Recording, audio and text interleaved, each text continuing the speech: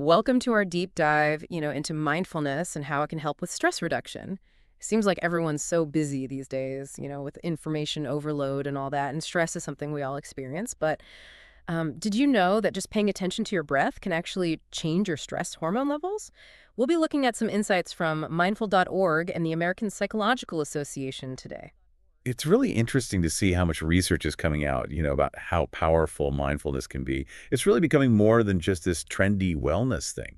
I mean, it's becoming a scientifically proven way to improve well-being. I'm excited to dive into this with you, but before we get too far, can we make sure we're on the same page about how these sources actually define stress and mindfulness?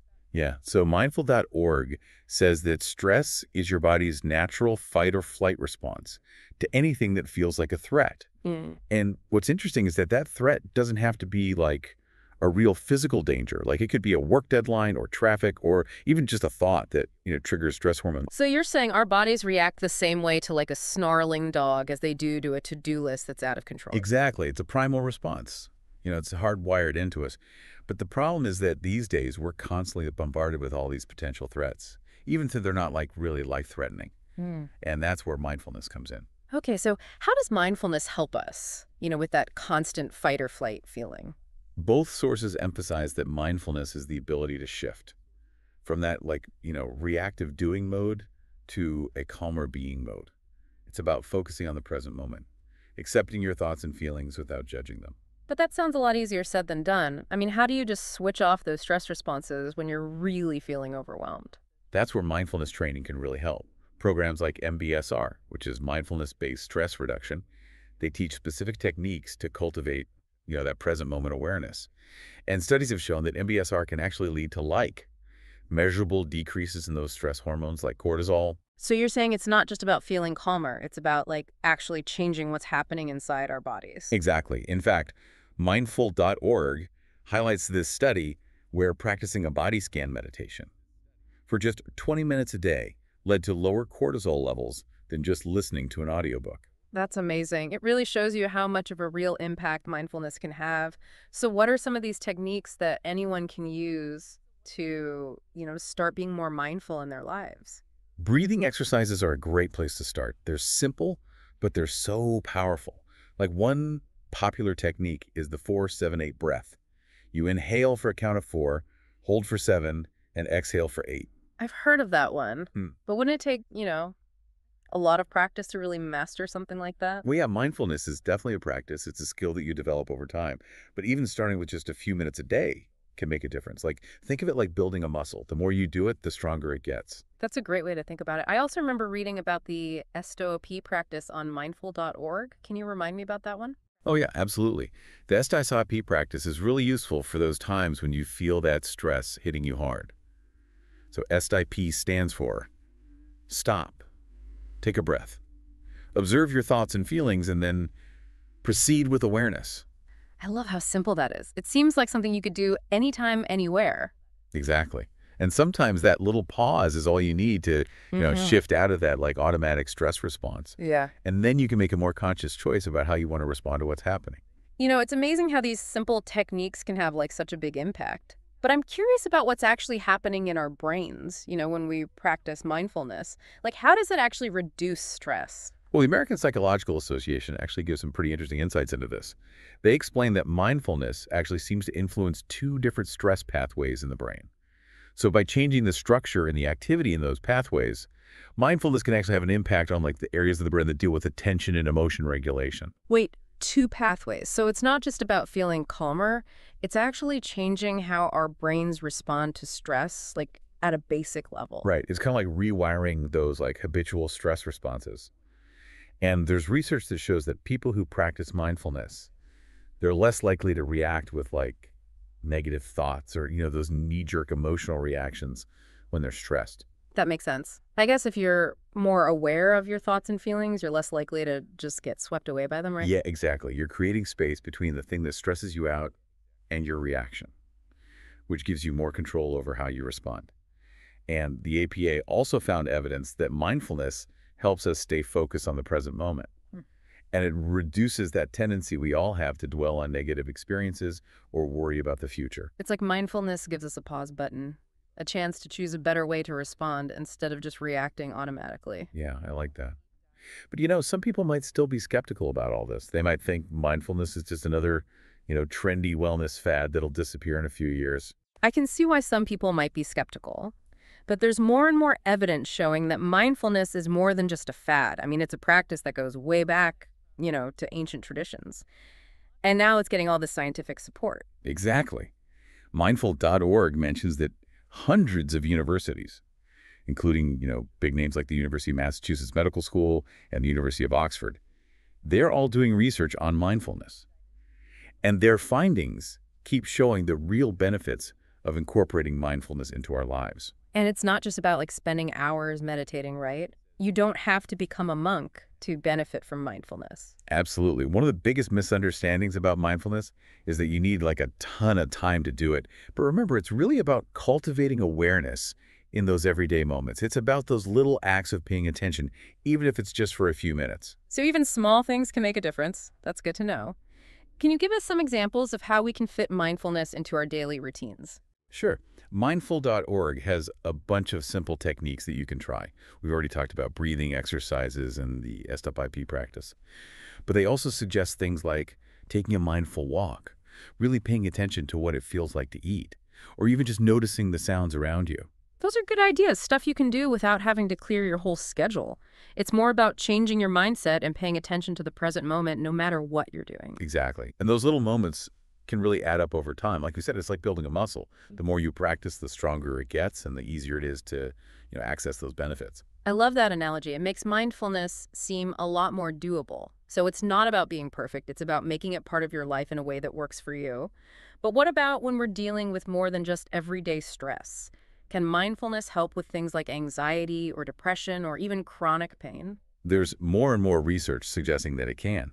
In fact, medical news today says that some studies have even found mindfulness to be as effective as medication for preventing depression from coming back. Wow, that's really impressive.